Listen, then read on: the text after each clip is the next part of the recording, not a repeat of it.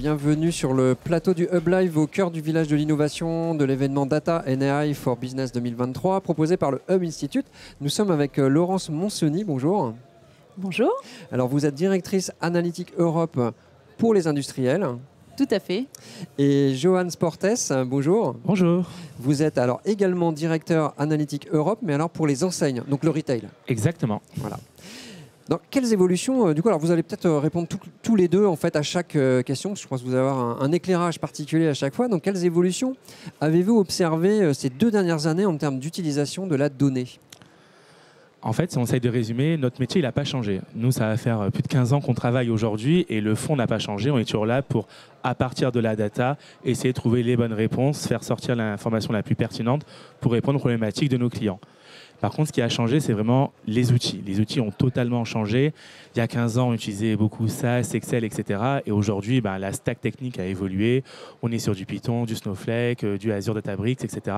Et surtout, ça qui a changé dans les 2 dernières années, c'est l'accélération au niveau des outils. Oui, et ce qui a aussi changé, c'est le contexte, c'est vraiment l'environnement. Aujourd'hui, la data, elle est vraiment au cœur des stratégies des entreprises, dans tous les domaines. Ce qu'on a pu voir sur nos clients industriels, c'est vraiment quelque chose qui les attire de plus en plus. Ils sont de plus en plus demandeurs. Et voire même, ils se constituent des équipes spécialisées dans la data en interne pour pouvoir vraiment au mieux au mieux lire toutes ces données. Très bien, alors là vous avez exposé des nouveaux besoins, des évolutions. Et alors quel projet, alors peut-être au pluriel, avez-vous ou comptez-vous mettre en place justement pour y répondre ?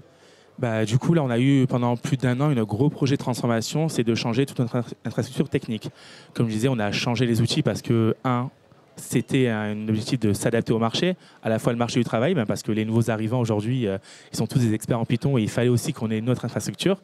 Également s'adapter un peu par rapport à la concurrence, évidemment, il faut qu'on reste moderne, etc. Donc on a lancé ce gros projet de changer toute notre stack technique, de passer des anciens outils à un peu nouveaux.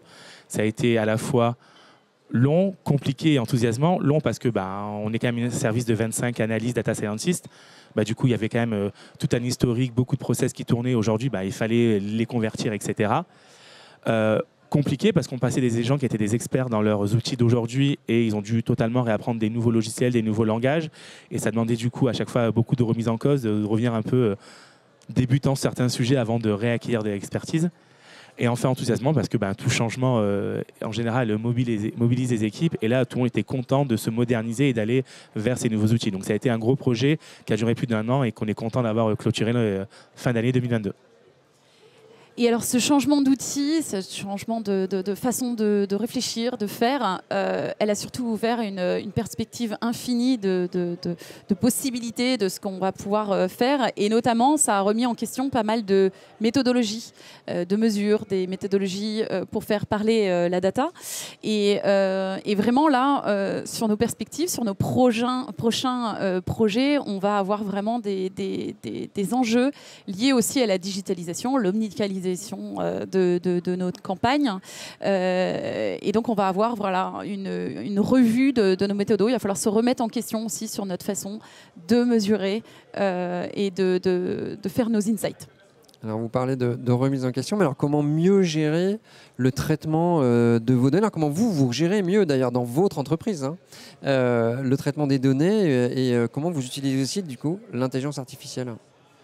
Déjà, ce changement des outils nous a permis de faire des choses qu'on n'était pas capable de faire avant. Aujourd'hui, l'intelligence artificielle, machine learning, la data science, c'est au cœur de beaucoup de choses qu'on fait aujourd'hui et on a tenu un peu nos limites avant avec les anciens outils de ce qu'on pouvait faire. Et donc aujourd'hui, on est capable de déployer des algorithmes de recommandation, des scores, des segmentations, des clusterings qui étaient beaucoup plus avancés avec des méthodologies beaucoup plus modernes qu'avant. Et du coup, cette utilisation des données, parce qu'on a la chance d'avoir une énorme base de données aujourd'hui de la part de nos partenaires, on est capable, grâce à ces nouveaux algorithmes et ces nouveaux logiciels, de l'exploiter au mieux pour répondre à de nouvelles problématiques et être du coup encore plus pertinent et performant pour nos clients.